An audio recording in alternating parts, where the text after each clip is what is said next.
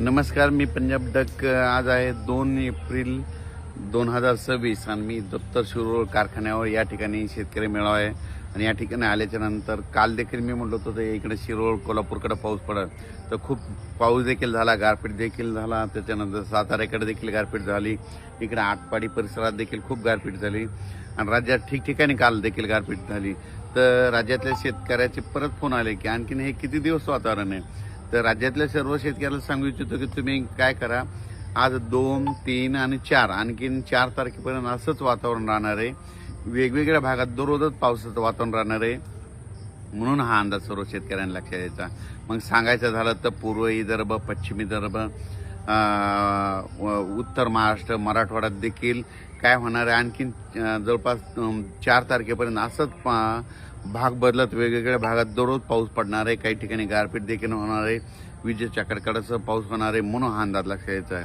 तर सविस्तर सांगायचं झालं तर तुम्हाला एक सांगू इच्छितो की आता मी जे या ठिकाणी आहे म्हणजे दत्त शिरोळ भागात ते नरसिंहवाडी या भागाकडे असल्यामुळं या भागात देखील आज देखील पाऊस आहे.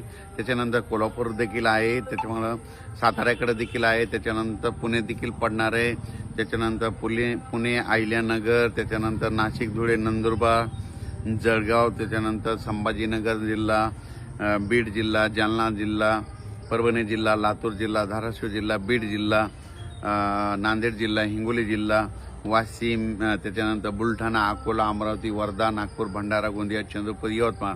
म्हणजे राज्यात सांगायचं झालं तर आणखीन 3 दिवस 2, 3, 4 ह्या 3 दिवसामध्ये आणखीन बऱ्याच ठिकाणी पावसासह काही ठिकाणी गारपीट देखील होईल, काही ठिकाणी वारं सुटेल, काही भाग सोडून देखील देईल. म्हणून हा अंदाज सर्व शेतकऱ्यांनी लक्षात घ्यायचा. या वातावरणामध्ये विजेचं प्रमाण जास्त आहे, म्हणून माझी शेतकऱ्याला विनंती, विजा कडकडत असताना झाडाखाली थांबत जाऊ नका. झाडावर जास्त विजा पडतात, त्याच्यामुळं विजा कडकडायला लागेल की आपलं घर जवळ गावरा. काल देखील ना इकडं ज्योतिबा मंदिराच्या परिसरात त्या डोंगरावर वीज पडली, तिथं देखील काही भाविक जखमी झाले.